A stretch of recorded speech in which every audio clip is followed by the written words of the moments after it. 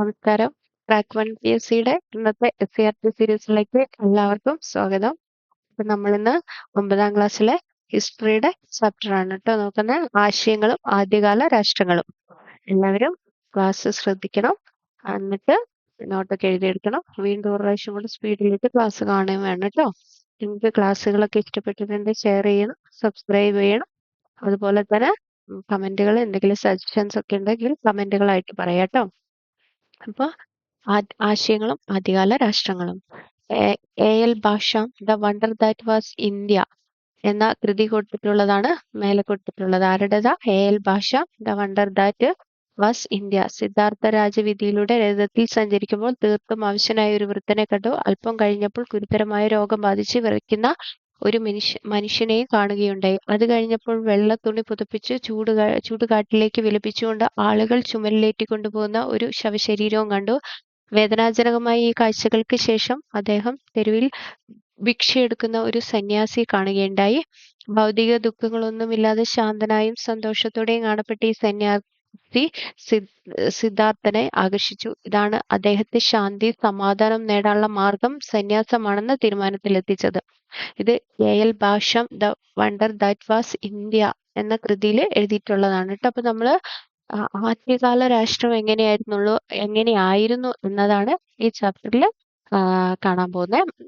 BC 6ാം നൂറ്റാണ്ടിൽ ഇന്ത്യയിൽ ജീവിച്ചിരുന്ന തത്വചിന്തകനായ ഗൗതമ ബുദ്ധന്റെ ആദ്യകാല പേരാണ് കേട്ടോ സിദ്ധാർത്ഥന്. ജീവിതവുമായി ബന്ധപ്പെട്ട ഒരു സംഭവ കഥയാണ്. അതായത് ഗൗതമ ബുദ്ധന്റെ ആദ്യകാല പേരെന്താണ്? സിദ്ധാർത്ഥൻ. ആദ്യകാല പേരെന്തായിരുന്നു? സിദ്ധാർത്ഥൻ എന്നാണ്. രാജകുമാരനായി സമ്പന്നതയിലും സുഖലോലുപതയിലും ജീവിച്ചിട്ടും സന്തോഷം ലഭിക്കാതിരുന്ന സിദ്ധാർത്ഥന്റെ ജീവിതത്തിൽ വഴിത്തിരിവുണ്ടാക്കിയ സംഭവമാണ് ഇതിൽ വിവരിക്കുന്നത്. തന്റെ ചുറ്റുപാടുമുള്ള മനുഷ്യരുടെ ദുഃഖങ്ങളുടെ കാരണം അന്വേഷിച്ച് സന്യാസം സ്വീകരിച്ച സിദ്ധാർത്ഥൻ ജ്ഞാനോദയം നേടി പിൻകാലത്ത് ഗൗതമ ബുദ്ധൻ എന്നറിയപ്പെട്ടു. അപ്പൊ സിദ്ധാർത്ഥനാണ് പിന്നീട് എന്തെന്നറിയപ്പെട്ടത്? ഗൗതമ ബുദ്ധൻ എന്ന പേരിൽ അറിയപ്പെട്ടു. അപ്പൊ ഗൗതമ ബുദ്ധൻ എന്നറിയപ്പെട്ടിരുന്ന ആളാരാ? സിദ്ധാർത്ഥൻ ആയിരുന്നു. BC 6ാം നൂറ്റാണ്ടിലെ ലോക ചരിത്രത്തിലെ ശ്രദ്ധേയമായ കാലഘട്ടമായിരുന്നു BC 6ാം നൂറ്റാണ്ട്. എന്താ പറയുന്നത്? BC 6ാം നൂറ്റാണ്ട് എന്ന് പറയുന്നത് ലോക ചരിത്രത്തിലെ ശ്രദ്ധേയമായ കാലഘട്ടമായിരുന്നു. ഇന്ത്യയിൽ വർത്തമാന മഹാവീരൻ ഗൗതമ ബുദ്ധൻ, അതുപോലെ ഇറാനില് സരതുഷ്ട, ചൈനയില് കൺഫ്യൂഷ്യൻസ്, ഗ്രീസില് ഹെറാക്ലീറ്റസ് തുടങ്ങിയവർ പുതിയ ആശയങ്ങൾ പ്രചരിപ്പിച്ച കാലമായിരുന്നു. എന്താ പറയുന്നത്? BC 6ാം നൂറ്റാണ്ടിന്റെ പ്രത്യേകത എന്ത്? ഇന്ത്യയിൽ ആരൊക്കെയാ വർത്തമാന മഹാവീരൻ, അതുപോലെ തന്നെ ഗൗതമ ബുദ്ധൻ, അതുപോലെ ഇറാനില് സരതുഷ്ട്ര. ആരാ? സരതുഷ്ട്ര. ഓർത്തിരിക്കണം കേട്ടോ. ഇങ്ങനത്തെ പേരുകളൊക്കെ ആയിരിക്കും മെയിനായിട്ടും LP UPക്കാരും HSAക്കാരും നന്നായിട്ട് ശ്രദ്ധിക്കണം കേട്ടോ ഈ ചാപ്റ്റർ. അതുപോലെ ചൈനയില് കൺഫ്യൂഷ്യസ്. എന്താ? ചൈനയില് കൺഫ്യൂഷ്യസ്.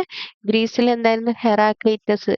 ഇവരുടെയൊക്കെ ഒരു ആശയങ്ങൾ പ്രചരിപ്പിച്ച നൂറ്റാണ്ടായിരുന്നു ഏത് എന്ന് പറയുന്നത്? BC 6ാം നൂറ്റാണ്ട്. ലോകത്തിലാകമാനം സാമ്പത്തിക രാഷ്ട്രീയ രംഗങ്ങളിലും മാറ്റങ്ങൾ പ്രത്യക്ഷപ്പെട്ട ഈ കാലഘട്ടത്തിൽ പുതിയ രാഷ്ട്ര സംവിധാനങ്ങളും നിലവിൽ വന്നു.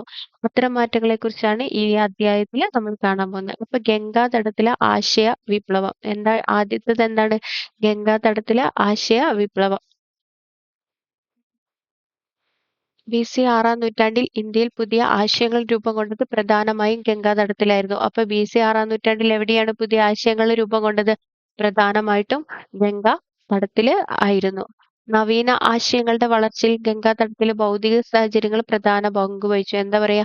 ഈ പുതിയ ആശയങ്ങൾ രൂപപ്പെടുത്തുന്നതിൽ ഗംഗാതടത്തിലെ ഭൗതിക സാഹചര്യങ്ങൾ പ്രധാന പങ്ക് വഹിച്ചു. ഈ ഭൗതിക സാഹചര്യങ്ങൾ രൂപപ്പെടുത്തി ചുവടെ പറയുന്ന ഘടകങ്ങളായിരുന്നു. ഒന്ന്, ഇരുമ്പ് ഉപകരണങ്ങളുടെ വ്യാപക ഉപയോഗം. അപ്പൊ ഇരുമ്പ് ഉപകരണങ്ങളൊക്കെ ഉപയോഗിച്ചു തുടങ്ങിയ കാലഘട്ടം കൂടിയായിരുന്നു ഏത് എന്ന് പറയുന്നത്? BC 6ാം നൂറ്റാണ്ട്. അതുപോലെ തന്നെ കാർഷിക ഉൽപ്പന്നങ്ങളുടെ ഇരുമ്പ് ഉപയോഗിച്ചിട്ടുണ്ടെങ്കിലും ഇങ്ങനെ മൂർച്ചയേറിയ ആദ്യകാല ഇരുമ്പ് ഉപകരണങ്ങളൊക്കെ നമ്മൾ എന്തിലേക്ക് നയിച്ചിട്ടുണ്ട്? കാർഷിക ഉൽപാദനത്തിന്റെ വർധനവിലേക്ക് നയിച്ചിട്ടുണ്ട്.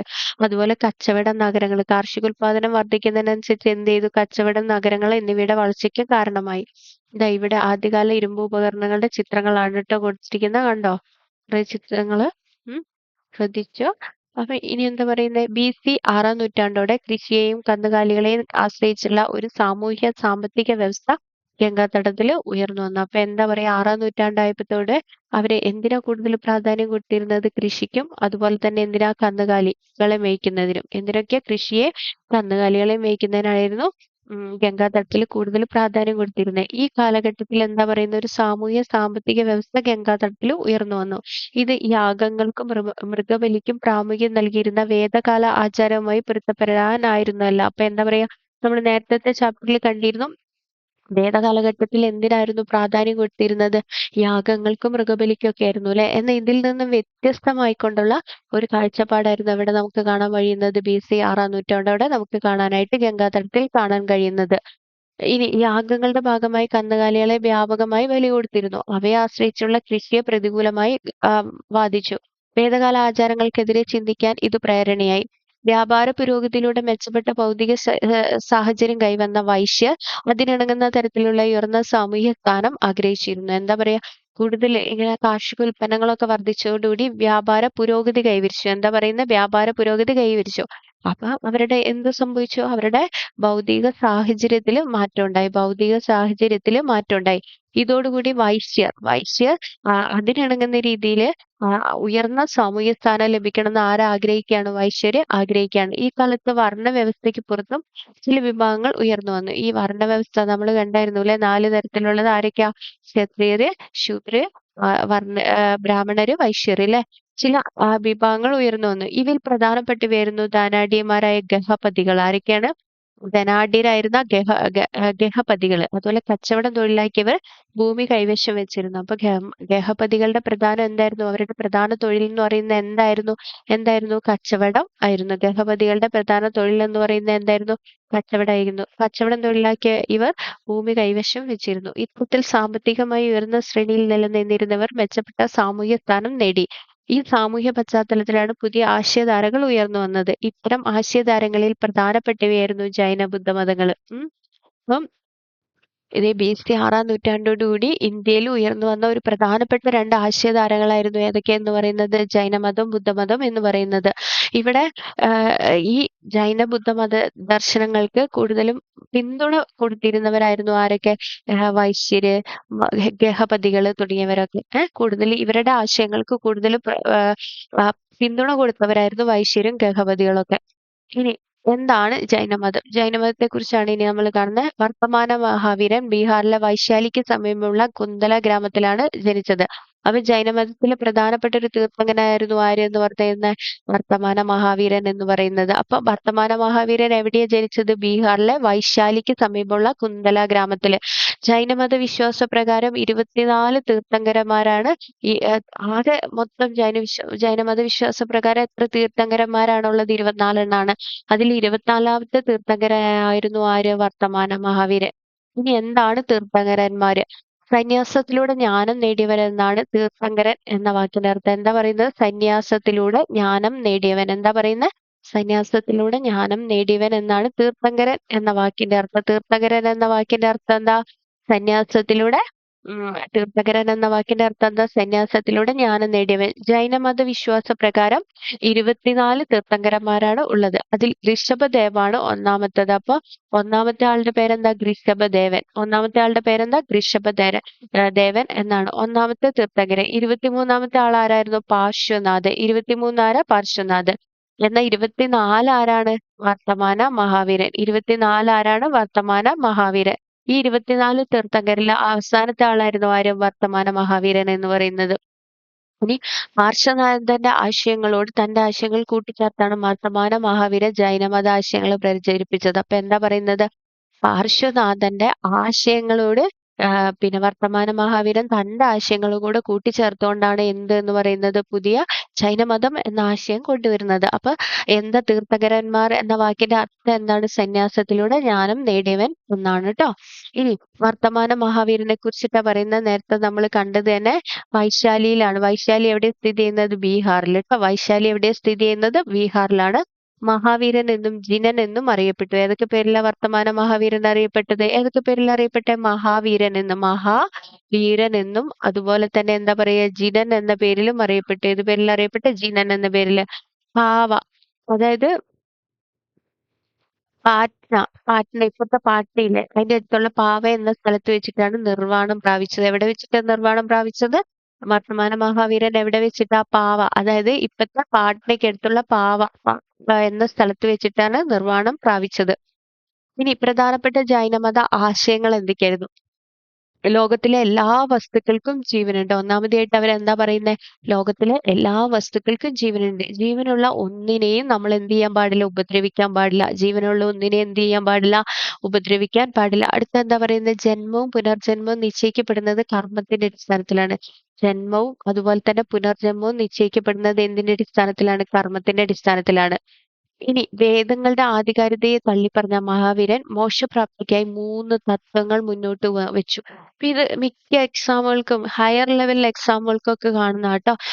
വർത്തമാന മഹാവീരന്റെ 3 ആശയങ്ങൾ ഏതൊക്കെയാന്നുള്ളത്. ഓക്കെ, 3 ആശയങ്ങൾ മുന്നോട്ട് വെച്ചു. ഏതൊക്കെയാണ് ആ 3 ആശയങ്ങള്?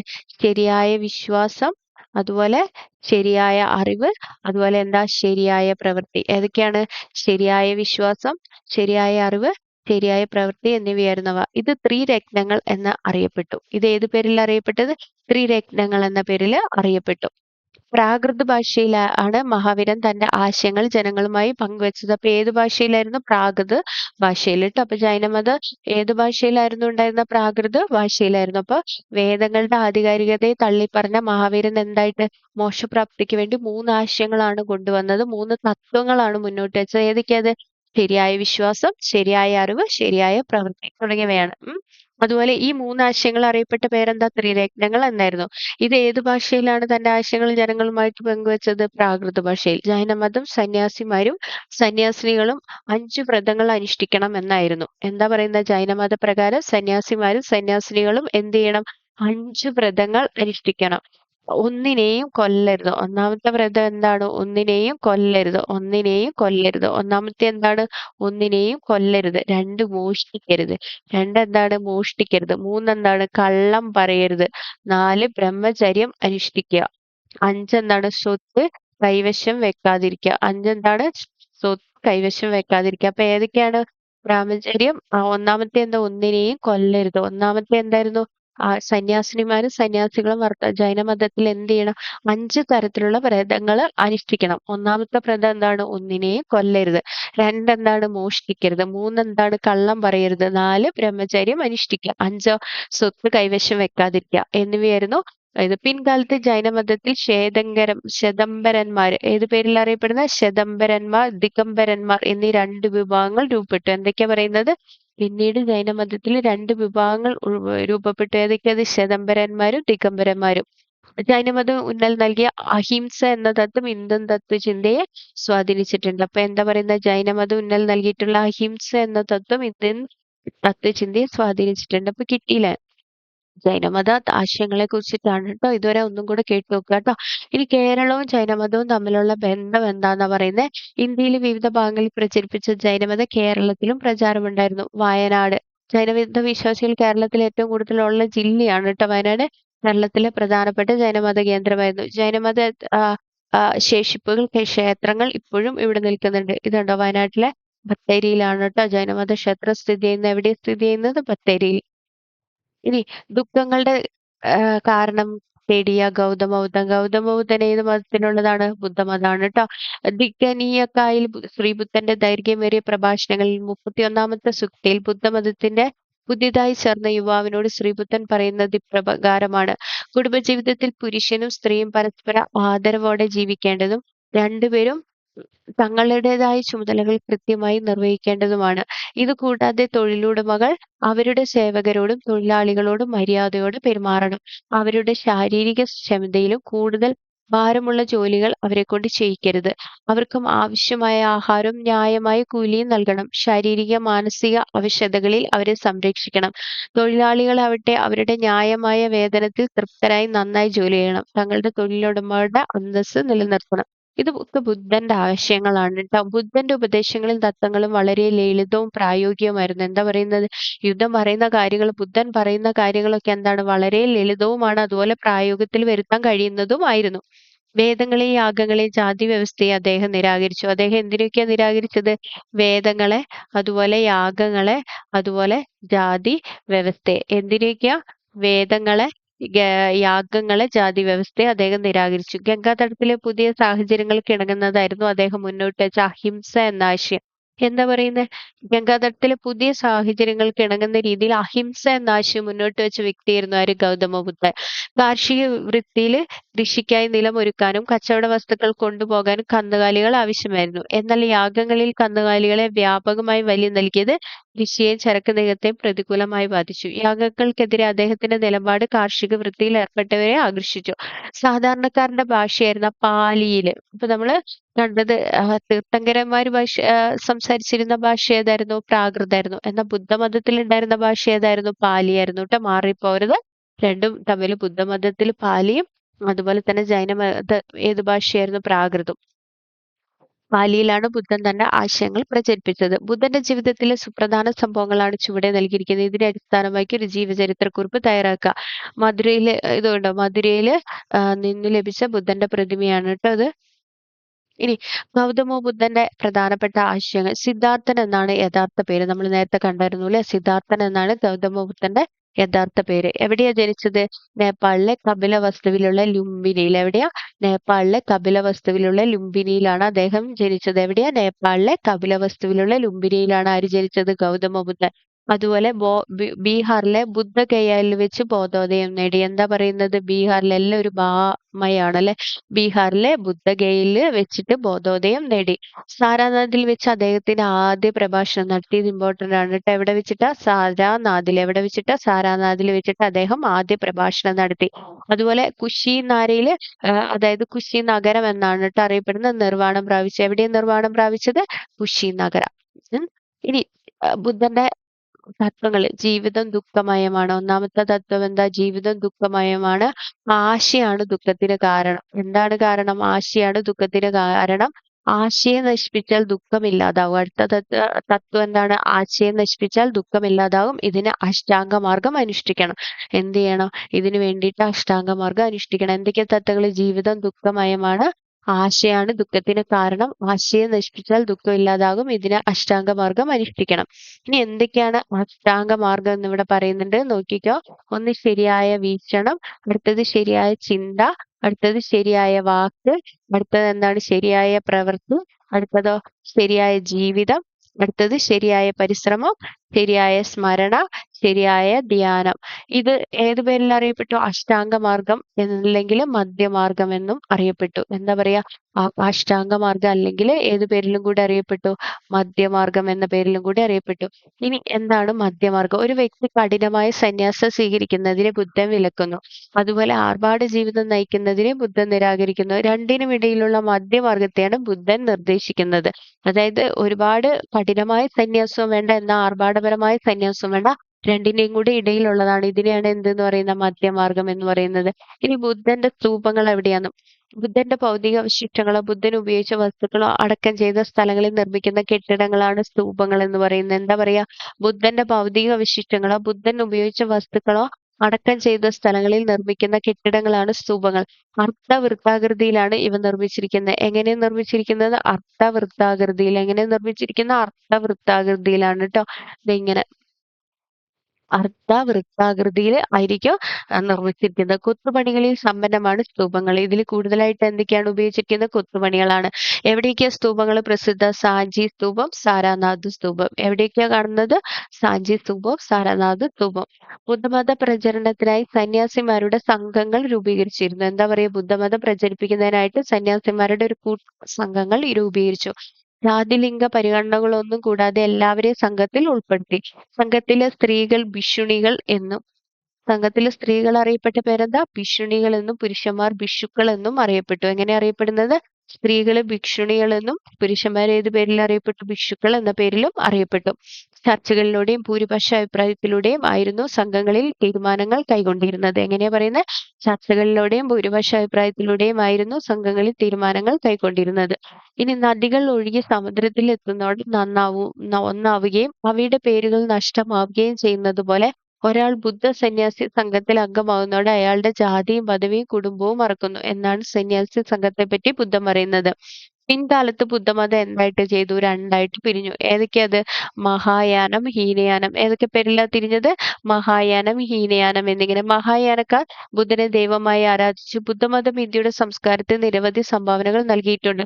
ബുദ്ധമത സംഘത്തിന്റെ പ്രവർത്തന രീതി സമൂഹത്തിൽ ജനാധിപത്യ ബോധവും മൂല്യബോധവും വളർത്തുന്നതിന് സഹായമായി. എന്താ പറയാ, ബുദ്ധമതത്തിന്റെ പ്രവർത്തനങ്ങൾ എന്തിനൊക്കെ കാരണമായിട്ടുണ്ട്? ജനാധിപത്യ ബോധവും മൂല്യബോധവും വളർത്തുന്നതിന് കാരണമായിട്ടുണ്ട്. ലോകം ഇന്ത്യ അറിയുന്നു. പ്രാചീന ലോകം ഇന്ത്യയെ സോറി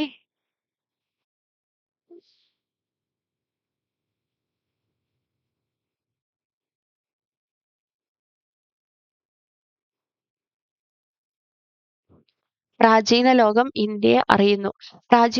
ഇന്ത്യയെ തിരിച്ചറിഞ്ഞത് ബുദ്ധമതത്തിലൂടെയാണ്. China, Japan, Burma, Tibet, Afghanistan, തെക്ക് കിഴക്കൻ ഏഷ്യ, ശ്രീലങ്ക തുടങ്ങിയ പ്രദേശങ്ങളിൽ ബുദ്ധമതം പ്രചരിച്ചു. അപ്പൊ എവിടെയൊക്കെയാ? China, Japan, Burma, Tibet, Afghanistan, തെക്ക് കിഴക്കൻ ഏഷ്യ, ശ്രീലങ്ക തുടങ്ങിയ പ്രദേശങ്ങളിൽ ബുദ്ധമതം പ്രചരിപ്പിച്ചു.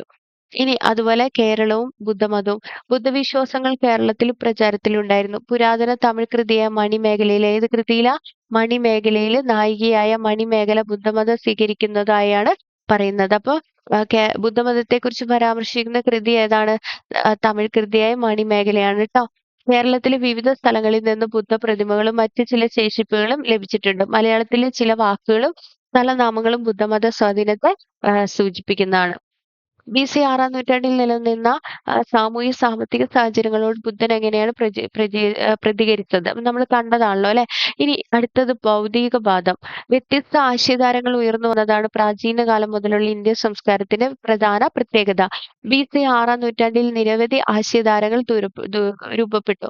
അവയിലൊന്നായിരുന്നു ഭൗതികവാദം. ഒരുപാട് ആശയങ്ങൾ ബി.സി. 6-ാം നൂറ്റാണ്ടിൽ ഉണ്ട് എന്ന് നമ്മൾ കണ്ടു അല്ലെ. അപ്പൊ അതിൽ പ്രധാനപ്പെട്ട ഒരു ആശയമായിരുന്നു ഏത്? ഭൗതികവാദം.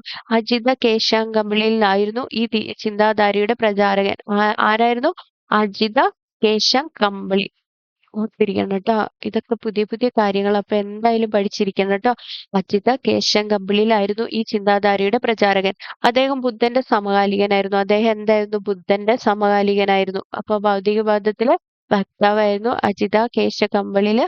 അദ്ദേഹം എന്തായിരുന്നു? ബുദ്ധന്റെ സമകാലികനായിരുന്നു. എല്ലാ മതാനുഷ്ഠാനങ്ങളും അർത്ഥശൂന്യമാണെന്നും ഇഹലോകം പരലോകം എന്നിവയില്ലെന്നും ഇവർ അഭിപ്രായപ്പെട്ടു. ഇവരുടെ ഈ കൊട്ടേഷൻ ഓർത്തിരിക്കണം കേട്ടോ. എല്ലാ മതാനുഷ്ഠാനങ്ങളും എന്താണ്? അർത്ഥശൂന്യമാണെന്നും ഇഹലോകം പരലോകം എന്നിങ്ങനെ ഇല്ല എന്നും ഇവർ അഭിപ്രായപ്പെട്ടു. എന്തൊക്കെയാ പറയുന്നത്? എല്ലാ മതാനുഷ്ഠാനങ്ങളും അർത്ഥശൂന്യമാണെന്നും ഇഹലോകം പരലോകം എന്നിങ്ങനെ ഇല്ലെന്നും ഇവർ അഭിപ്രായപ്പെട്ടു. ഭൗതികവാദികൾ ഇങ്ങനെ പറഞ്ഞു: മനുഷ്യർ 4 ഘടകങ്ങളാൽ നിർമ്മിതമാണ്. അവർ മരിക്കുമ്പോൾ അവരിലെ ഖരാംശം ഭൂമിയിൽ ലയിക്കുന്നു. എന്താ പറയുന്നത് ഭൗതികവാദികള്? മനുഷ്യർ 4 ഘടകങ്ങളാൽ നിർമ്മിതമാണ്. അവർ മരിക്കുമ്പോൾ അവരിലെ ഖരാംശം ഭൂമിയിൽ ലയിക്കുന്നു. ദ്രവാംശം വെള്ളത്തിലും, ചൂട് തീയിലും, ശ്വാസം വായുവിലും, ഇന്ദ്രിയങ്ങൾ ശൂന്യാന്തരീക്ഷത്തിലും ലയിക്കുന്നു. അപ്പൊ മനുഷ്യൻ 4 ഘടകങ്ങളാല് നിർമ്മിതമാണ്. അവര് മരിക്കുമ്പോ എന്ത് ചെയ്യും? അവരിലെ ഖരാംശം എന്ത് ചെയ്യും? ഭൂമിയിൽ ലയിക്കുന്നു. അതുപോലെ ദ്രവാംശം എവിടെയാ? വെള്ളത്തില്. ദ്രവാംശം എവിടെയാ ലയിക്കുക? വെള്ളത്തില്. ചൂടോ? തീയില്. അതുപോലെ ശ്വാസം വായുവിലും, ഇന്ദ്രിയങ്ങൾ ശൂന്യാന്തരീക്ഷത്തിലും ലയിക്കുന്നു. ഇവരെ ഭൗതികവാദികൾ എന്ന് വിശേഷിപ്പിക്കുന്നത് എന്തുകൊണ്ടാ? ആലോചിച്ച് നോക്ക് ട്ടോ.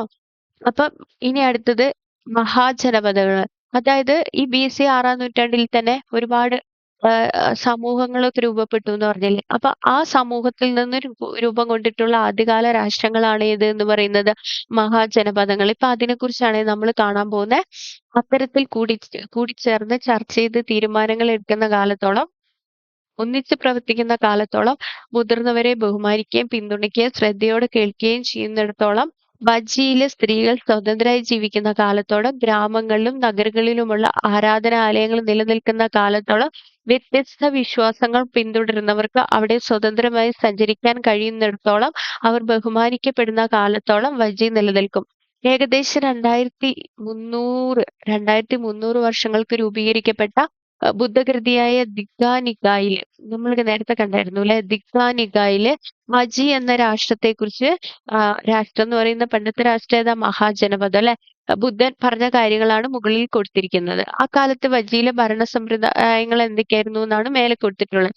ഇനി എന്താണ് ജനപദങ്ങൾ? ജനപദം എന്നാൽ ജനം അധിവസിക്കുന്ന സ്ഥലം എന്നാണ് അർത്ഥം. എന്താ ജനപദം എന്ന് പറയുന്നത്?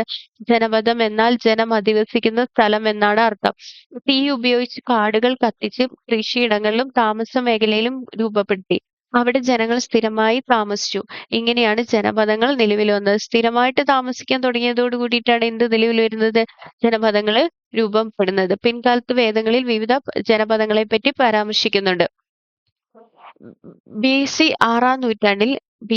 ആറാം നൂറ്റാണ്ടിൽ ഇന്ത്യയിലുണ്ടായിരുന്ന നിരവധി രാഷ്ട്രങ്ങളിൽ ഒന്നായിരുന്നു വഞ്ചി എന്ന് പറയുന്നത്. എന്താ പറയുന്നത്? ബി.സി. 6-ാം നൂറ്റാണ്ടിൽ ഇന്ത്യയിലുണ്ടായിരുന്ന നിരവധി രാഷ്ട്രങ്ങളിൽ ഒന്നായിരുന്നു വഞ്ചി. ഈ രാഷ്ട്രങ്ങളുടെ രൂപീകരണം എങ്ങനെയായിരുന്നു പരിശോധിക്കാം. വേദകാലഘട്ടത്തിൽ ഗോത്ര സമൂഹ വ്യവസ്ഥയാണ് നിലനിന്നിരുന്നത്. എന്താ പറയുന്നത്? വേദകാലഘട്ടത്തിൽ എന്താണ്? ഗോത്ര സമൂഹ വ്യവസ്ഥയാണ് രൂപപ്പെട്ടിരുന്നത്. അവ ജന എന്നാണ് അറിയപ്പെട്ടത്. ഗോത്ര സമൂഹ വ്യവസ്ഥ ഏത് പേരിൽ അറിയപ്പെട്ട? ജന എന്നാണ്.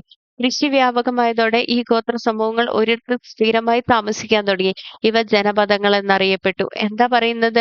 ഗോത്ര സമൂഹ വ്യവസ്ഥയാണ് വേദകാലഘട്ടത്തിൽ ഉണ്ടായിരുന്നത്. അത് ജന എന്നാണ് അറിയപ്പെട്ടത്. എന്നാൽ കൃഷിയൊക്കെ ആരംഭിച്ചതോട് കൂടിയിട്ട് ഗോത്ര സമൂഹങ്ങൾ എന്തായി? ഒരിടത്ത് തന്നെ സ്ഥിരമായി താമസിക്കാൻ തുടങ്ങി. ഇവ ഏത് പേരിൽ അറിയപ്പെട്ടു? ജനപദങ്ങൾ എന്ന പേരിൽ അറിയപ്പെട്ടു. ജനപദങ്ങളിലെ കാർഷിക മിച്ചോൽപാദനം കച്ചവടത്തിന്റെയും നഗരങ്ങളുടെയും വളർച്ചയിലേക്ക് നയിച്ചു. കച്ചവടത്തോടൊപ്പം വ്യത്യസ്ത കരകൗശല വസ്തുക്കളുടെ നിർമ്മാണ കേന്ദ്രങ്ങളായി നഗരങ്ങൾ മാറി. ഇത്തരത്തിലുള്ള വ്യത്യസ്തമായ സാമ്പത്തിക പ്രവർത്തനങ്ങളെ ഏകോപിപ്പിക്കാനും ക്രമപ്പെടുത്താനും ചില നിയന്ത്രണങ്ങൾ ആവശ്യമായിരുന്നു. ഈ പശ്ചാത്തലത്തിൽ ഗോത്രങ്ങളെ അടിസ്ഥാനമാക്കി ഭരണവ്യവസ്ഥ അപ്രത്യക്ഷമായി. എന്താ പറയുന്നത്? ജനപദങ്ങളിലെ കാർഷിക മിച്ചോൽപാദനം കച്ചവടത്തിന്റെയും നഗരങ്ങളുടെയും വളർച്ചയിലേക്ക് നയിച്ചു. കച്ചവടത്തോടൊപ്പം തന്നെ വ്യത്യസ്ത കരകൗശല വസ്തുക്കളുടെ നിർമ്മാണ കേന്ദ്രങ്ങളായി നഗരങ്ങളും എന്ത് ചെയ്തു? മാറി. ഇത്തരത്തിലുള്ള വ്യത്യസ്തമായ സാമ്പത്തിക പ്രവർത്തനങ്ങളെ ഏകോപിപ്പിക്കാനും ക്രമപ്പെടുത്താനും ചില നിയന്ത്രണങ്ങൾ ആവശ്യമായിരുന്നു. ഈ പശ്ചാത്തലത്തിൽ ഗോത്രങ്ങളെ അടിസ്ഥാനമാക്കി ഭരണവ്യവസ്ഥ അപ്രത്യക്ഷമായി.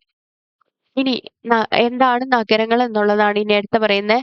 ദീർഘനാളത്തെ യാത്ര കഴിഞ്ഞ് ബുദ്ധന് ശിഷ്യനായ ആനന്ദനും കുശി നഗരത്തിൽ എത്തിച്ചേർന്നു. അപ്പൊ ബുദ്ധന്റെ ശിഷ്യന്റെ പേരെന്താണ്? ആനന്ദൻ. എത്തിച്ചേർന്നു. നിരവധി കാര്യങ്ങൾ സംസാരിച്ച കൂട്ടത്തിൽ ബുദ്ധന്റെ നിർവ്വാണവും കടന്നു വന്നു. കാട്ടിനുള്ള മൺകുടിലുകളില് മാത്രമുള്ള കുശി നഗരത്തിൽ വെച്ച് മരണത്തെ വരിക്കരുതെന്നും ചമ്പ, രാജഗൃഹ, സ്രവസ്തി, സകേത, കൗസാംബി, വാരണാസി തുടങ്ങിയ വലിയ നഗരങ്ങളായിരിക്കണം അന്ത്യശ്വാസത്തിനായിട്ട് തിരഞ്ഞെടുക്കേണ്ടതെന്നും ആനന്ദൻ അഭിപ്രായപ്പെട്ടു. ബുദ്ധകൃതിയായ ദീഘനികായിലെ ഈ വിവരണത്തിൽ നിന്ന് എന്തൊക്കെയാണ് നിങ്ങൾക്ക് മനസ്സിലായത്? കൃഷിയോടും മണ്ണിനോടുമുള്ള ഇടപിരിയാത്ത ബന്ധം ഇക്കാലത്ത് വളർന്നു വന്നു. ഇത് അവരുടെ പ്രദേശം എന്ന കാഴ്ചപ്പാട് രൂപപ്പെടുത്തി. ഇങ്ങനെയാണ് രാഷ്ട്ര രൂപീകരണം എന്ന യാഥാർത്ഥ്യമായി തീരുന്നത്. അപ്പൊ എന്താ പറയാ? കൃഷിയൊക്കെ കൂടിയതോട് കൂടിയിട്ട് കൃഷിയുടെ കാർഷികോൽപാദനം വർദ്ധിപ്പിച്ചതോട് കൂടിയിട്ട് ഇവരൊരു സ്ഥലത്ത് തന്നെ സ്ഥിര താമസമാക്കാൻ തുടങ്ങി അല്ലെ. അങ്ങനെ അവരെന്ത് ചെയ്തു? അവരുടെ ഒരു വലിയൊരു പ്രദേശം രൂപപ്പെടുത്തി. ഇങ്ങനെ എന്ത് ചെയ്തു? രാഷ്ട്രം എന്ന ഒരു ആശയത്തിലേക്ക് പോവുകയാണ്. ഇനി ബുദ്ധകൃതിയായ അംഗുത്താര നികായില് എന്താ പറയുന്ന? അംഗുത്താര നികായില് ഇത്തരത്തിൽ നിലവിൽ വന്ന 16 രാഷ്ട്രങ്ങൾ. അപ്പൊ എത്ര രാഷ്ട്രങ്ങൾ ഉണ്ടായിരുന്നു? 16 രാഷ്ട്രങ്ങളെ പറ്റി പറയുന്നുണ്ട്. ഇവ ഏതു പേരിലാണ് അറിയപ്പെട്ടത്? മഹാജനപദങ്ങൾ എന്നാണ് അറിയപ്പെട്ടത്. അപ്പൊ ഈ 16 രാഷ്ട്രങ്ങൾ അറിയപ്പെട്ട പേരെന്തായിരുന്നു? മഹാജനപദങ്ങൾ എന്നാണ്. അതുകൊണ്ട് തന്നെ ഈ നമ്മൾ ഈ പറഞ്ഞ മാറ്റങ്ങളെയൊക്കെ കൂടെ ചരിത്രകാരന്മാര് രണ്ടാം നഗരവൽക്കരണം എന്നാണ് വിളിക്കുന്നത്. എന്താ പറയുന്നത്? ഈ 16 രാഷ്ട്രങ്ങളുടെയൊക്കെ രൂപീകരണമൊക്കെ എന്താണ് വിളിക്കുന്നത്? രണ്ടാം നഗരവൽക്കരണം എന്നാണ്. അപ്പൊ ഈ 16 മഹാജനപദങ്ങൾ ഏതൊക്കെയാന്നാണ്? ഒന്ന് കമ്പോജം, അടുത്തത് എന്താണ്? ഗന്ധാരം, കുരു, ശൂരസേന, മത്സ്യ, അവന്തി, ചേതി, അശ്മകം, വത്സ, പഞ്ചാലം, കോസ്ലം, മല്ല, കാശി, മഗധ, വഞ്ചി, അങ്കു. ഓക്കെ, ഇതായിരുന്നു കേട്ടോ 16 ജനപദങ്ങൾ എന്ന് പറയുന്നത്. ഇനി മഹാജനപദങ്ങളിലെ ഭരണ സംവിധാനം എങ്ങനെയായിരുന്നു? സമകാലിക കൃതികളിൽ മഹാജനപദങ്ങളിലെ ഭരണ സമ്പ്രദായത്തെക്കുറിച്ച് ചില വിവരങ്ങൾ നൽകുന്നുണ്ട്. അക്കാലത്ത് കാര്യക്ഷമമായ നികുതി പിരിപ്പ് സമ്പ്രദായം, സ്ഥിര സൈന്യവും നിലവിൽ വന്നു. എന്തൊക്കെയാ പറയാ? നല്ല കാര്യക്ഷമമായ ഒരു നികുതി പിരിവും അതുപോലെ തന്നെ സ്ഥിര സൈന്യവും നിലവിൽ വന്നു. പാലി ഭാഷയിൽ രചിക്കപ്പെട്ട ഗ്രന്ഥങ്ങളിൽ കാണുന്ന ബലി എന്ന പദം, പാലി ഭാഷ നമ്മൾ പറഞ്ഞായിരുന്നു അല്ലെ, ബുദ്ധമതത്തിലെ പ്രധാന ഭാഷയായിരുന്നു ഏത്? പാലി. പാലി ഭാഷയിൽ രചിക്കപ്പെട്ട ഗ്രന്ഥങ്ങളിൽ കാണുന്ന ബലി എന്ന പദം നികുതിയാണ് അർത്ഥമാക്കുന്നത്. അപ്പൊ ബലി എന്ന പദം എന്തിനെയാണ് അർത്ഥമാക്കുന്നത്? നികുതിയാണ്. ഭാഗ എന്നത് മറ്റൊരു തരം നികുതിയായിരുന്നു. ബലി, ഭാഗ എന്നത് ആ കാലത്തെ എന്തായിരുന്നു? നികുതിയായിരുന്നു. ധാന്യങ്ങൾ, കന്നുകാലികൾ എന്നിവയായിരുന്നു മുഖ്യമായും നികുതിയായി നൽകിയിരുന്നത്. എന്തൊക്കെയായിരുന്നു പ്രധാനമായിട്ടും നികുതിയായിട്ട് നൽകിയിരുന്നത്? ധാന്യങ്ങളും അതുപോലെ തന്നെ കന്നുകാലികളും. എന്തൊക്കെയായിരുന്നു? ധാന്യങ്ങളും കന്നുകാലികളും എന്നിവയായിരുന്നു. വനങ്ങളിൽ താമസിച്ചിരുന്നവർ വനവിഭവങ്ങൾ നികുതിയായി നൽകിയപ്പോൾ കരകൗശല തൊഴിലാളികൾ തൊഴിലാളികൾ നിശ്ചിത ദിവസം രാജാവിനായി ജോലി ചെയ്തു. എന്താ പറയാ, വനങ്ങളില് പിന്നെ ജോലി ചെയ്തിരുന്ന വനവിഭവങ്ങള് നികുതിയായിട്ട് നൽകും. അതുപോലെ കരകൗശല തൊഴിലാളികൾ എന്ത് ചെയ്യും, നിശ്ചിത ദിവസം രാജാവിനായിട്ട് ജോലി ചെയ്യും. ഭരണനിർവഹണത്തിനായി ധാരാളം ഉദ്യോഗസ്ഥരുണ്ടായിരുന്നു. ശതപഥ ബ്രാഹ്മണ എന്ന കൃതിയിൽ രാജാവിനെ പരാമർശിച്ചിരുന്ന സഹായിച്ചിരുന്ന സേനാനി, അതുപോലെ തന്നെ എന്താ പറയുന്ന പുരോഹിതൻ, ബ്രാഹ്മണി എന്നിവരെ പരാമർശിക്കുന്നുണ്ട്. അപ്പൊ ശതപഥ ബ്രാഹ്മണത്തിൽ എന്ന കൃതിയിൽ രാജാവിനെ സഹായിച്ചിരുന്ന സേനാനികളെ കുറിച്ചും പുരോഹിതരെ കുറിച്ചും ബ്രാഹ്മണികളെ കുറിച്ചിട്ടൊക്കെ പരാമർശിക്കുന്നുണ്ട്. അതുപോലെ മഹാജനപദങ്ങൾക്ക് കോട്ടകളും തലസ്ഥാന നഗരികളും ഉണ്ടായിരുന്നു. ഇനി മഗധയുടെ വളർച്ചയെ കുറിച്ചിട്ടാണ് പറയുന്നത്. 16 മഹാജനപദങ്ങൾ തമ്മിൽ അധികാരത്തിനു വേണ്ടി നിരന്തര യുദ്ധത്തിൽ ഏർപ്പെട്ടിരുന്നു. വലിയ വലിയ മഹാജനപദങ്ങളായപ്പോ, നഗരങ്ങളായപ്പോ അവരെന്ത് ചെയ്തു, പരസ്പരം ഒരു അധികാരത്തിന് വേണ്ടിയിട്ടുള്ള എന്തുണ്ടായിരുന്നു, യുദ്ധങ്ങളിലൊക്കെ ഏർപ്പെട്ടുകയായിരുന്നു.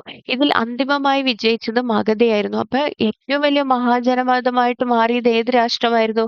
മഗധ ആയിരുന്നു. ഇനി മഗധയുടെ സ്ഥാനം എവിടെയാ? മഗധ എവിടെ നോക്കിയേ, ഗന്ധാരം, കോസലം, ഇതാണ് കേട്ടോ മഗധ എന്ന് പറയുന്നത്. ഇതുണ്ടോ, ഇതാണ് മഗധ. അപ്പം നല്ല മഴ ലഭിക്കുന്ന ഉൽപാദനക്ഷമതയുള്ള പ്രദേശമായിരുന്നു മഗധ. കൂടാതെ ധാരാളം ഇരുമ്പയിര് നിക്ഷേപം. മഗധയുടെ പ്രത്യേകത എന്തായിരുന്നു? ഇരുമ്പയിര് നിക്ഷേപവും ഉണ്ടായിരുന്നു. അതിനാൽ ഉപകരണങ്ങളും ആയുധങ്ങൾക്കും ആവശ്യമായ ഇരുമ്പ് അവിടെ തന്നെ ലഭ്യമായി. അക്കാലത്ത് യുദ്ധങ്ങളിൽ ആനകൾ വളരെ പ്രധാന ഘടകമായിരുന്നു. എന്താ പറയാ, ആ കാലഘട്ടത്തിൽ ആനകൾ പ്രധാന ഘടകമായിരുന്നു. ആ മഗധയിലെ വനങ്ങളിൽ ആനകൾ യഥേഷ്ടം ഉണ്ടായിരുന്നു. ഇത് മഗധയുടെ യുദ്ധവിജയം ഉറപ്പാക്കി. ഗംഗയും അതിന്റെ പോഷക നദികളും ചരക്ക് ഗതാഗത സൗകര്യങ്ങൾ ഉറപ്പുവരുത്തുകയും ചെയ്തു. ബിംബിസാരൻ, ശത്രു തുടങ്ങിയ കഴിവുറ്റ ഭരണാധികാരികളും മഗധയിലുണ്ടായിരുന്നു. അപ്പൊ മഗധയിലെ പ്രധാനപ്പെട്ട 2 രാജാക്കന്മാരായിരുന്നു ആരൊക്കെ? ബിംബിസാരനും അതുപോലെ തന്നെ അജാത ശത്രു. ഓക്കെ. മഗധയിലെ രാജവംശങ്ങളും ഹരിംഗ രാജവംശം. ഒന്നാമത്തെ രാജവംശം ഏതാ? ഹരിംഗ രാജവംശം. പ്രധാനപ്പെട്ട രാജാക്കന്മാരായിരിക്കുക ബിംബിസാരനും അതുപോലെ തന്നെ ആരാണ്? അജാതശത്രു. അതുപോലെ അടുത്തത് ഏതാണ്? ശിശുനാഗ രാജവംശം. അതേതാണ്? ശിശുനാഗൻ. ആരാണത്? ശിശുനാഗൻ. അതുപോലെ അടുത്തത് ഏതാ? നന്ദ രാജവംശം. നന്ദ രാജവംശത്തിൽ ആരാണ്? മഹാപത്മ നന്ദൻ.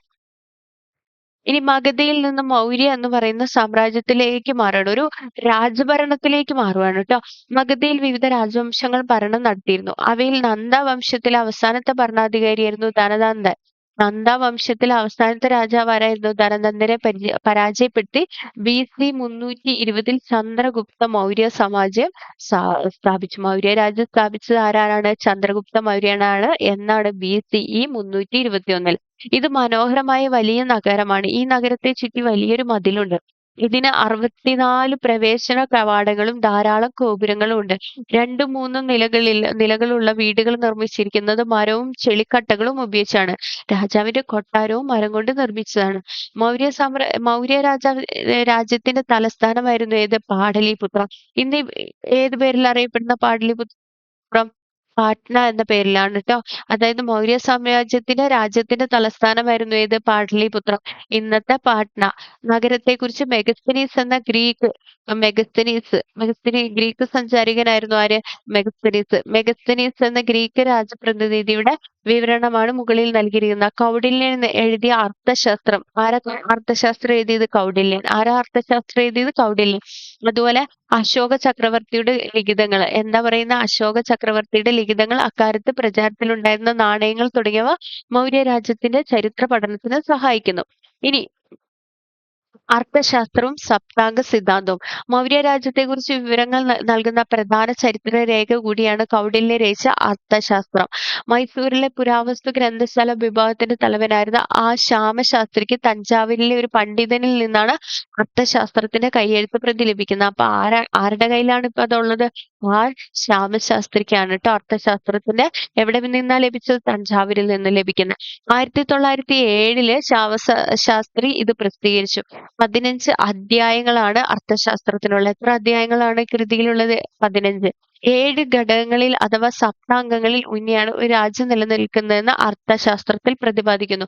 എത്ര ഘടകങ്ങളുണ്ട്? 7 ഘടകം അല്ലെങ്കിലോ സപ്താംഗം. 7 ഘടകങ്ങളെ പറയുന്ന പേരാണ് എന്ത്? സപ്താംഗം. ഒന്നാമത്തെ എന്താണ്? സ്വാമി. സ്വാമി എന്ന് പറഞ്ഞാൽ ആരാ? രാജാവ്. രണ്ടാമത്തതോ അമാത്യൻ. അമാത്യൻ എന്ന് പറയുന്ന ആരാ? മന്ത്രിമാര്. ജനപദം എന്ന് പറയുന്നത് എന്താ? ഭൂമേഖലയും ജനങ്ങളും. നമ്മൾ നേരത്തെ കണ്ട ആളല്ലേ. അതുപോലെ ദുർഗം. കോട്ട കെട്ടി സംരക്ഷിച്ച സ്ഥലമാണ് എന്തെന്ന് പറയുന്നത്? ദുർഗം. നമ്മൾ ദുർഘടം പിടിച്ചെന്നൊക്കെ പറയില്ല. അപ്പൊ അത് മതിലൊക്കെ ചാടിപ്പോണ്ടേ? അന്ന് അങ്ങനെ ഓർത്താൽ മതി. കോട്ട കെട്ടി സംരക്ഷിച്ച സ്ഥലമാണ് എന്തെന്ന് പറയുന്നത്? ദുർഗം. അതുപോലെ കോശം എന്ന് പറയുന്നത് എന്താണ്? ഖജനാവ്. കോശം എന്ന് പറയുന്നത് എന്താണ്? ഖജനാവ്. ദണ്ഡ എന്ന് പറയുന്നതോ? നീതിന്യായം. മിത്രം എന്ന് പറയുന്നത് എന്താ? സൗഹൃദ രാജ്യങ്ങള്.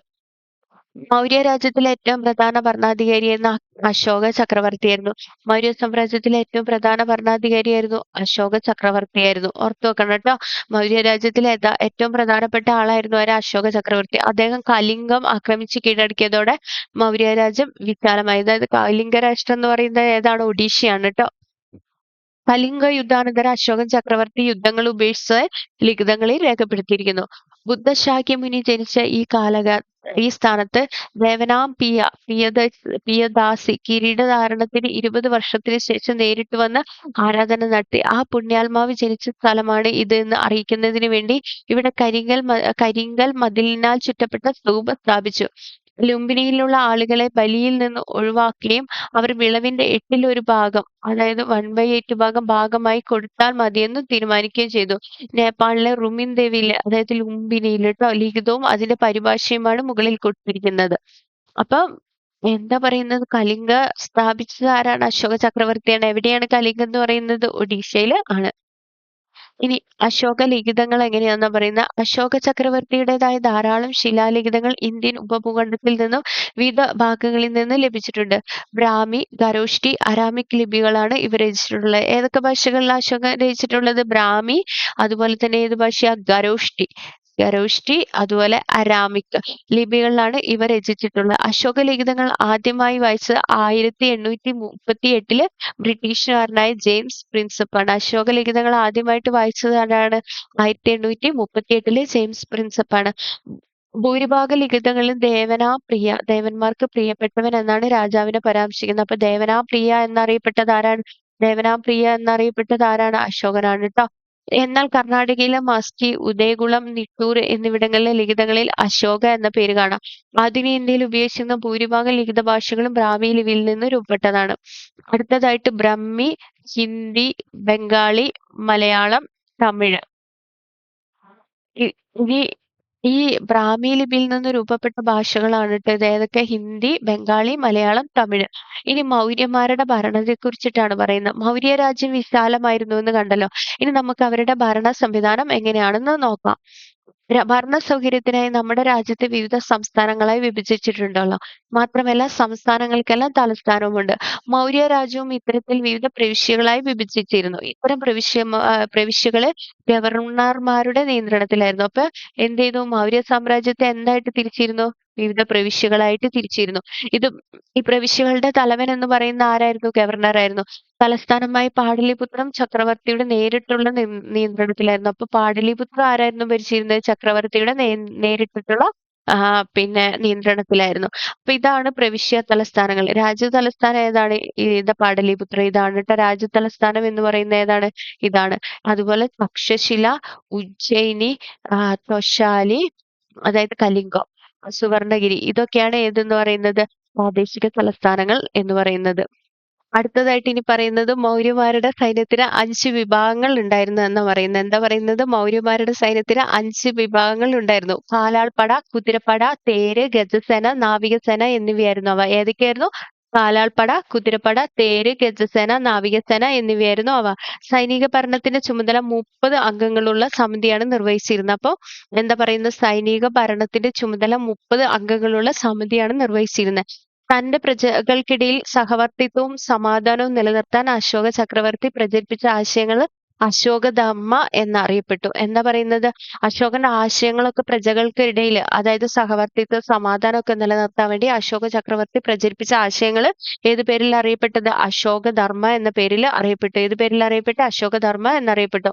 അശോകധർമ്മയിലെ പ്രധാനപ്പെട്ട ആശയങ്ങളായിരുന്നു മറ്റ് മതവിശ്വാസികളോട് സഹിഷ്ണുത കാണിക്കുക. ഒന്നാമത്തെ എന്തായിരുന്നു? മറ്റു മതവിശ്വാസികളോട് സഹിഷ്ണുത കാണിക്കുക. അതുപോലെ തന്നെ മുതിർന്നവരെയും ഗുരുക്കന്മാരെയും ബഹുമാനിക്കുക. രണ്ടാമതായിട്ട് എന്താ പറയുന്നത്? മുതിർന്നവരെയും ഗുരുക്കന്മാരെയും ബഹുമാനിക്കുക. 3 അടിമകളോടും രോഗികളോടും ദയ കാണിക്കുക. അപ്പൊ എന്തൊക്കെയാ പറയുന്നത്? മതവിശ്വാസികളോട് സഹിഷ്ണുത കാണിക്കുക, അതുപോലെ മുതിർന്നവരെയും ഗുരുക്കന്മാരെയും ബഹുമാനിക്കുക, അതുപോലെ അടിമകളോടും രോഗികളോടും ദയ കാണിക്കുക. വിശാലമായ രാജ്യത്തിന്റെ കാര്യക്ഷമമായ ഭരണത്തിനും വിവിധ സാമൂഹ്യ വിഭവങ്ങളെ യോജിപ്പിച്ച് നിലനിർത്തുന്നതിനും വേണ്ടിയുള്ള നയമായിരുന്നു അശോകധർമ്മ എന്ന് പ്രമുഖ ചരിത്രകാരിയായ റോമില ദാപ്പർ അഭിപ്രായപ്പെട്ടു. എന്തൊക്കെയാ പറയുക? വിശാലമായ രാജ്യത്തിന് കാര്യക്ഷമമായ ഭരണത്തിനും വിവിധ സാമൂഹ്യ വിഭാഗങ്ങളെ യോജിപ്പിച്ച് നിലനിർത്തുന്നതിനും വേണ്ടിയുള്ള നയമായിരുന്നു അശോകധർമ്മ എന്ന് ആരഭിപ്രായപ്പെട്ടു? റോമില ദാപ്പർ അഭിപ്രായപ്പെട്ടു. ഇനി കച്ചവടത്തിന്റെ വളർച്ച എങ്ങനെയായിരുന്നു എന്നുള്ളതാണ് അടുത്ത പറയുന്നത്. ഇന്ത്യയിൽ പ്രചാരത്തിലുണ്ടായിരുന്ന ആദ്യകാല നാണയങ്ങൾ ഇതുണ്ടോ? ഈ ഇന്ത്യയിൽ പ്രചാരത്തിലുണ്ടായിരുന്ന ആദ്യകാല നാണയങ്ങളാണ് ഒക്കെയാണ് കേട്ടോ ഈ കാണുന്നത്. ഇത് ഈ കൊടുത്തിരിക്കുന്ന എല്ലാ ആദ്യകാല നാണയങ്ങളാണ്. ഇവ മുദ്രിത നാണയങ്ങൾ എന്ന അറിയപ്പെട്ടു. ഇവ ഏത് പേരിൽ അറിയപ്പെട്ടു? ഇതൊക്കെ ഏത് പേരിൽ അറിയപ്പെട്ടത്? മുദ്രിത നാണയങ്ങൾ എന്ന പേരിലാണ് അറിയപ്പെട്ടത്. വെള്ളിയിലും ചെമ്പിലുമാണ് ഇത് നിർമ്മിച്ചിരുന്നത്. ഏത് പേരിൽ നിർമ്മിച്ചിരുന്നത്? ഇവ എന്തിലാ നിർമ്മിച്ചിരുന്നത്? വെള്ളിയിലും ചെമ്പിലുമാണ്. കച്ചവടത്തിനായി നാണയങ്ങൾ ഉപയോഗിച്ചിരുന്നു എന്നതിന് തെളിവുകളാണിത്. അപ്പോ ഈ മൗര്യന്മാരുടെ രാജവംശത്തില് എന്താ കച്ചവടത്തിനായിട്ട് അവർ എങ്ങനെയുള്ള നാണയങ്ങളായിരുന്നു ഉപയോഗിച്ചിരുന്നത്? വെള്ളിയിലും ചെമ്പിലുള്ള നാണയങ്ങളാണ് കച്ചവടത്തിനായിട്ട് ഉപയോഗിച്ചിരുന്നത്. കരവഴിയും കടൽ വഴിയും നദികൾ വഴിയും സാധനങ്ങൾ കൊണ്ടുപോയിരുന്നു. ധാന്യങ്ങൾ, തുണിത്തരങ്ങൾ, ലോഹം തുടങ്ങിയവയൊക്കെ ആയിരുന്നു പ്രധാന കച്ചവട വസ്തുക്കൾ. എന്തൊക്കെയാ പറയുന്നത്? കരവഴിയും കടൽ വഴിയും നദി വഴിയും സാധനങ്ങൾ കൊണ്ടുപോയിരുന്നു. ധാന്യങ്ങൾ, തുണിത്തരങ്ങൾ, ലോഹം തുടങ്ങിയവയൊക്കെയായിരുന്നു പ്രധാന കച്ചവട വസ്തുക്കള്. അക്കാലത്ത് പുസ്തകങ്ങളിൽ പരാമർശിക്കുന്ന സേത്ത്, സാത്തവാഹകർ എന്നീ പദങ്ങൾ കച്ചവടക്കാരെയാണ് സൂചിപ്പിക്കുന്നത്. അപ്പൊ സേത്ത്, അതുപോലെ തന്നെ സാത്തവാഹകർ ഏത് പേരിനെയാണ് ഉപയോഗിക്കുന്നത്? ആര് സൂചിപ്പിക്കുന്ന? കച്ചവടക്കാരെയാണ് കേട്ടോ സൂചിപ്പിക്കുന്നത്. ഇന്ത്യൻ ഉപഭൂഖണ്ഡത്തിൽ മഹാജനപദങ്ങൾ രൂപം കൊണ്ട പശ്ചാത്തലവും അത് പിന്നീട് മൗര്യ സാമ്രാജ്യമായി പരിണമിച്ച കാര്യങ്ങളുമാണ് ഇതുവരെ ചർച്ച ചെയ്തത്. അതേ കാലത്ത് സമാനമായ രാഷ്ട്രീയ മാറ്റങ്ങൾക്ക് സാക്ഷ്യം വഹിച്ച മറ്റൊരു മേഖലയായിരുന്നു തെക്ക് കിഴക്കൻ യൂറോപ്പിലെ ഗ്രീസ്. അപ്പൊ മൗര്യന്മാരുടെ കൂടെ തന്നെ വളർച്ച കൈവരിച്ച മറ്റൊരു രാഷ്ട്രമായിരുന്നു ഏതെന്ന് പറയുന്നത്? യൂറോപ്പിലെ ഗ്രീസ്. ഇതാണ്ടോ ഭൂപടത്തിൽ എന്തൊക്കെ? തക്ഷശില, ഉജ്ജയിനി, പാടലിപുത്ര. ഇതാണ് കേട്ടോ മൗര്യന്മാരുടെ തലസ്ഥാനം പാടലിപുത്ര. സുവർണഗിരി, ബ്രോച്ച്. ഇനി രാഷ്ട്ര രൂപീകരണം ഗ്രീസില്. ചുവടെ കൊടുത്തിരിക്കുന്ന ഗ്രീസിന്റെ സ്ഥാനം എവിടെയാണ്? ഇതാ ഇവിടെയാണ് കേട്ടോ. ഇതാണ് ഗ്രീസ്. ഗ്രീസിൽ പൊതു സുരക്ഷയ്ക്കും ഭരണത്തിനുമായി ഗ്രാമങ്ങൾ ഒന്നിച്ചിരുന്നു. അപ്പൊ എന്താ പറയുന്നത്? പൊതു സുരക്ഷയ്ക്കും ഭരണത്തിനുമായിട്ട് ഗ്രാമങ്ങൾ ഒന്നിച്ചിരുന്നു. അവ നഗര രാഷ്ട്രങ്ങൾ എന്ന പേരിൽ അറിയപ്പെട്ടു. ഒരു നഗരവും ചുറ്റുമുള്ള കാർഷിക ഗ്രാമങ്ങളും ഉൾപ്പെട്ടതായിരുന്നു ഒരു നഗര രാഷ്ട്രം എന്ന് പറയുന്നത്. എന്താ പറയുന്നത്? ഒരു നഗരവും അതുപോലെ തന്നെ അതിനു ചുറ്റുമുള്ള ഗ്രാമങ്ങളും ഉൾപ്പെട്ടത്, കൃഷിയിടങ്ങളും കാർഷിക ഗ്രാമങ്ങളും ഉൾപ്പെട്ടതായിരുന്നു എന്ത് എന്ന് പറയുന്നത്? നഗര രാഷ്ട്രം എന്ന് പറയുന്നത്. കുന്നുകളും പർവ്വതങ്ങളും ഈ നഗരരാഷ്ട്രങ്ങൾക്ക് പ്രകൃതിദത്തമായ അതിർത്തികൾ നൽകി. ചില നഗരരാഷ്ട്രങ്ങൾ ദ്വീപുകളായിരുന്നു. ഉയർന്ന കുന്നുകൾക്ക് മീതെയായിരുന്നു നഗരരാഷ്ട്രങ്ങളുടെ തലസ്ഥാനം. ഏറ്റവും ഉയരത്തിലായിരുന്നു നഗരരാഷ്ട്രങ്ങളുടെ തലസ്ഥാനം. ഏഥൻസ്, സ്പാർട്ട, കൊറിന്ത്, തിബ്സ് എന്നിവയായിരുന്നു ഗ്രീസിലെ പ്രധാന നഗരരാഷ്ട്രങ്ങൾ. ഏതൊക്കെയാണ്? കൊറിന്ത് ഇവിടെയാണ് സ്പാർട്ട, ഇവിടെയാണ് തീബ്സ്, ഇവിടെയാണ് ഏഥൻസ്. ഇനി ജനാധിപത്യ വഴിയിലെ ഏഥൻസിനെ കുറിച്ചിട്ടാണ് കേട്ടോ ഇനി നമ്മൾ പറയാൻ പോകുന്ന. ഏഥൻസ് ഇവിടെ ഇവിടെ ഏഥൻസിനെ കുറിച്ചിട്ടാണ്. 2500 വർഷങ്ങൾക്ക് മുമ്പ് ഗ്രീസിലെ ഏഥൻസിൽ നിലനിന്നിരുന്ന ഭരണ സമ്പ്രദായം ആധുനിക ജനാധിപത്യത്തോട് സാമ്യമുള്ള ഒന്നായിരുന്നു. ഇത് മറ്റ് നഗരരാഷ്ട്രങ്ങളിലെ ഭരണരീതിയിൽ നിന്നും വ്യത്യസ്തമായിരുന്നു. അടിമകളല്ലാത്ത 30 വയസ്സുള്ള എല്ലാ പുരുഷന്മാരെയും പൗരന്മാരായി കണക്കാക്കിയിരുന്നു. ഈ പൗരന്മാർ ഉൾപ്പെട്ട ഒരു സമിതിയായിരുന്നു പ്രധാന കാര്യങ്ങൾ തീരുമാനം കൈക്കൊണ്ടിരുന്നത്. ഇതിനായി വർഷത്തിൽ 4 തവണ ഇവർ യോഗം ചേർന്നിരുന്നു. സ്ത്രീകൾ, കരകൗശല തൊഴിലാളികൾ, കച്ചവടക്കാരായി പ്രവർത്തിച്ചിരുന്ന വിദേശികൾ തുടങ്ങിയവരെ പൗരരായി കണക്കാക്കിയിരുന്നല്ലോ. മധ്യധാരണ്യാഴി പ്രദേശത്ത് കച്ചവടത്തിന്റെ പ്രധാന കേന്ദ്രം എന്ന നിലയിൽ ഏഥൻസ് സമ്പന്നമായ നഗരരാഷ്ട്രമായിരുന്നു. അപ്പൊ മെഡിറ്ററേനിയൻ സീ വഴിയുള്ള കച്ചവടത്തിന്റെ പ്രധാന കേന്ദ്രം ഏതായിരുന്നു? ഏഥൻസ് ആയിരുന്നു. അതുകൊണ്ട് തന്നെ ഈ നഗരരാഷ്ട്രം എന്തായിരുന്നു? സമ്പന്നമായൊരു നഗരരാഷ്ട്രമായിരുന്നു. കപ്പൽ നിർമ്മാണത്തിലും കടൽ യാത്രയിലും വൈദഗ്ധ്യമുള്ള നിരവധി പേർ ഏഥൻസിലുണ്ടായിരുന്നു. സമീപ പ്രദേശങ്ങളിൽ നിന്നും നിരന്തരം സഞ്ചരിച്ച ഇവർ പുത്തൻ ആശയങ്ങളെയും നൈപുണ്യങ്ങളെയും തികച്ചു. മറ്റു പ്രദേശങ്ങളിൽ നിന്ന് നിരവധി ചിന്തകർ ഏഥൻസിലേക്ക് ആകർഷിക്കപ്പെട്ടു. സോഫിസ്റ്റുകൾ എന്നാണ് ഇവർ അറിയപ്പെട്ടത്. ഇവർ ഏത് പേരിൽ അറിയപ്പെട്ടത്? സോഫിസ്റ്റുകൾ എന്നാണ് കേട്ടോ ഇവർ അറിയപ്പെട്ടത്. ഇത്തരത്തിൽ ഏഥൻസിൽ എത്തിച്ചേർന്ന ചിന്തകരിൽ ഒരാളായിരുന്നു ചരിത്രത്തിന്റെ പിതാവ് എന്നറിയപ്പെടുന്ന ഹെറഡോട്ടസ്. അപ്പൊ ചരിത്രത്തിന്റെ പിതാവാരാ? ഹെറഡോട്ടസ്. ഇനി ബിസി 6-ാം നൂറ്റാണ്ട് ചരിത്രത്തിൽ സുപ്രധാനമായ മാറ്റങ്ങൾക്ക് സാക്ഷ്യം വഹിച്ച കാലമായിരുന്നു. ജനജീവിതത്തിന്റെ വിവിധ മേഖലകളിൽ കാലത്ത് മാറ്റങ്ങളുണ്ടായി. ഭൗതിക ജീവിതത്തിലെ മാറ്റങ്ങൾ രാഷ്ട്രീയ രംഗത്തും ചിന്താമണ്ഡലത്തിലും പ്രതിഫലിച്ചു. അങ്ങനെയാണ് അക്കാലത്ത് പുത്തൻ ആശയങ്ങൾ രൂപപ്പെട്ടത്. ഇവ പിൻകാല മാനവ ചരിത്രത്തെ നിർണായകമായി സ്വാധീനിക്കുകയും ചെയ്തിട്ടുണ്ട്. ബിസി 6-ാം നൂറ്റാണ്ട്. ഒരു ഗ്രാഫ് വന്നേക്കുവാട്ടോ ഇതുവരെയുള്ള കാര്യങ്ങൾ. ഭൗതിക രംഗത്തെ മാറ്റം, ആശയധാരയിലെ മാറ്റങ്ങൾ. ഭൗതിക രംഗത്ത് തന്നെ കുറെ നമുക്ക് കാണാല്ലേ. ആദ്യം ഈ യാഗങ്ങൾക്കൊക്കെ ആയിട്ട് മൃഗങ്ങളെ ഉപയോഗിച്ചിരുന്ന കാലത്തിൽ നിന്നും അവയെ കാർഷിക ഉൽപാദനങ്ങൾ വർദ്ധിപ്പിക്കുന്ന ഒരു ആശയത്തിലേക്ക് മാറിയില്ലേ. അപ്പൊ അവരെന്ത് ചെയ്തു? ഒരു സ്ഥലത്ത് തന്നെ സ്ഥിരമായിട്ട് ജീവിക്കുന്നതിനൊക്കെ തുടങ്ങി. അപ്പൊ ഭൗതിക രംഗത്ത് തന്നെ മാറ്റങ്ങൾ വന്നപ്പോ എന്ത് ചെയ്തു? അവരുടെ ആശയധാരയിലും മാറ്റങ്ങൾ ഉണ്ടായി. അങ്ങനെയാണ് ബിസി 6-ാം നൂറ്റാണ്ടിൽ ഏതൊക്കെ ഉണ്ടാവുന്നത്? ബുദ്ധമതം, ജൈനമതം, അതുപോലെ തന്നെ ഭൗതികവാദം എന്നിവ കൊണ്ടുവരുന്നത്. ഇനി ബുദ്ധമതത്തില് ഇരുമ്പുകളുടെ ഉപയോഗം ഈ കാലഘട്ടത്തിൽ കൂടി. അതുപോലെ കാർഷിക പുരോഗതി ഉണ്ടായി. മിച്ചോൽപാദനം കൊണ്ടുവന്നു. കച്ചവടം വന്നു. നഗരങ്ങൾ വന്നു. എപ്പോ? ഭൗതിക രംഗത്തെ മാറ്റങ്ങൾ എന്ന് പറയുന്നത് ല്ലേ. അങ്ങനെയല്ലേ. അതുപോലെ രാഷ്ട്രങ്ങളുടെ രൂപീകരണം എങ്ങനെയാന്ന്? ജനപദങ്ങള്, മഹാജനപദങ്ങള്, മഗധ എന്ന് പറയുന്ന ഒരു വലിയ രാഷ്ട്രം നമ്മൾ കണ്ടു. അതുപോലെ മൗര്യ സാമ്രാജ്യത്തെ കുറിച്ച് നമ്മൾ കണ്ടു. അതുപോലെ തന്നെ ഈ മഗധ നിലനിൽക്കുന്ന കാലഘട്ടത്തിൽ അല്ലെങ്കിൽ മൗര്യ സാമ്രാജ്യം നിലനിൽക്കുന്ന കാലഘട്ടത്തിൽ തന്നെ ഗ്രീസിലെ നഗരരാഷ്ട്രങ്ങൾ, ഏഥൻസ് പോലെയുള്ള നഗരരാഷ്ട്രങ്ങൾ ഉണ്ടായി. അപ്പം എന്തുണ്ടായി? അലക്സാണ്ടറുടെ സാമ്രാജ്യം കൂടെ അവിടെ രൂപപ്പെടുകയാണ്. അപ്പൊ ബിസി 6-ാം നൂറ്റാണ്ട് മുതൽ ഓരോ ആദ്യകാല രാഷ്ട്രങ്ങൾ എങ്ങനെയാണ് രൂപപ്പെടുന്നത് എന്നൊക്കെയുള്ളതാണ് ഈ ചാപ്റ്ററിൽ. LP UPക്കാരും HSAക്കാരും നിർബന്ധമായിട്ട് ഈ ചാപ്റ്റർ വായിക്കണം. നിങ്ങളുടെ സിലബസിൽ ഉള്ളതാണ്. ഇത് നിങ്ങൾക്ക് റാങ്ക് മേക്കിംഗ് ആയിട്ട് മാറാനുള്ള സാധ്യതയുണ്ട് ട്ടോ. അപ്പൊ എല്ലാവർക്കും നന്ദി. Thank you.